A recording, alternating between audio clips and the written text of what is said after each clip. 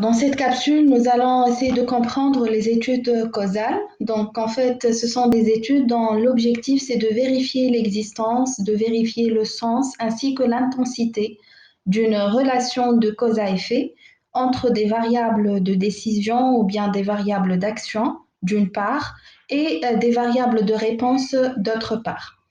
Ces études causales permettent également de faire des prévisions quant à l'évolution rétrospective des variables de réponse pour différents niveaux d'intervention des variables d'action. Alors, je m'explique. En fait, le modèle causal nécessite l'élaboration d'un modèle planifié et d'un modèle structuré. Et donc, la méthode principale de cette recherche causale, c'est l'expérimentation. En fait, on peut définir l'expérimentation comme le fait qu'un chargé d'études va essayer de manipuler une ou plusieurs variables indépendantes et d'en mesurer l'effet sur une ou plusieurs variables dépendantes, ceci tout en contrôlant l'effet des variables externes.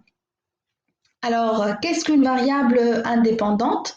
En fait, une variable indépendante, c'est une variable qui est manipulée et dont les effets sont mesurés et comparés.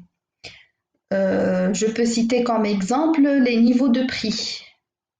Autre exemple, par exemple, la qualité du service. Variables dépendantes maintenant. En fait, les variables dépendantes, ce sont les variables qui mesurent l'effet des variables indépendantes sur les unités d'étude, c'est-à-dire sur les répondants, sur ceux qui ont été interrogés. Et donc, je peux citer comme exemple les ventes. Les ventes, elle peut être considérée comme une variable dépendante. Les parts de marché également. Alors, pour les variables externes maintenant, en fait, les variables externes, ce sont des variables autres que les variables indépendantes et qui peuvent affecter la réponse des unités d'étude. Et ces variables, en fait, externes peuvent même perturber les mesures des variables dépendantes au point d'affaiblir ou même d'invalider les résultats de l'expérience. Je peux citer comme exemple de variable externe la taille du magasin. Donc, c'est une variable qui est externe des ventes et externe également de niveau de prix ou bien de la qualité de service. Voilà. Donc, il est possible en fait de distinguer trois types d'études causales.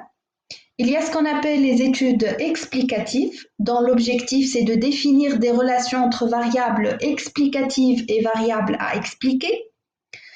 Il y a le deuxième type d'études, c'est les études prédictives qui cherchent à projeter dans le futur des relations définies sur la base des données passées et actuelles. Et il y a finalement les études causales à proprement parler qui cherchent à expliquer les structures de cause à effet entre plusieurs variables et qui aboutissent généralement à des modèles marketing bien élaborés. Voilà, c'était tout pour cette capsule.